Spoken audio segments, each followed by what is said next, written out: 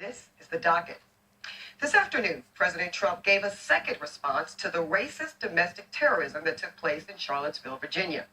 Today, we learned that there will be a federal investigation from the DOJ around the tragic events that led to the deaths of Heather Heyer, Lieutenant H.J. Cullen, and Trooper Burke M.M. Bates, and also injured 19 others. It's a solid first step towards technical justice. But Mr. President, your initial remarks were cowardly and dangerous, and they indeed warranted a second statement. Here's why. Your presidential campaign slogan, "Make America Great Again," well, it rose many questions for many. Were Jews, blacks, gays, and Hispanics included in the return of America to her great glory years, or would some of us be left out? Well, I was legitimately unsure, but absent more conclusive evidence, I was willing to give you the benefit of the doubt. I can no longer do that, Mr. President. No more benefit, all doubt. In a moment where you could have been crystal clear where you stand on the issue of inclusion, standing up against white supremacy and domestic terrorism, you very intentionally chose to be ambiguous and to equivocate. All sides, Mr. President? Please.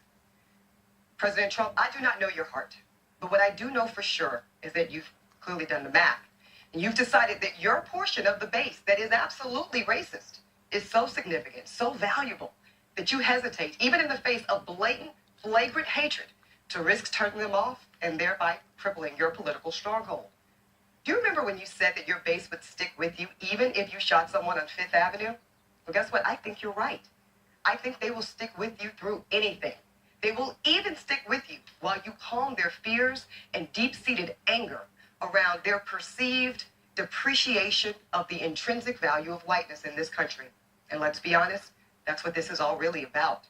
So while you personally might not be a racist, President Trump, what you are is all too happy to reap the benefits of their support, and you even tacitly encourage them with evasive, irresponsible statements. Instead, maybe try this. I don't know what cause or campaign promise you think you are fulfilling when you take to the streets and terrorize non-white Americans. But that is not what I meant when I said make America great again. And yes, I am talking to you, David Duke. You represent the very worst of America, and you do not represent me, the right, or conservatism. But I know. But what about Black Lives Matter?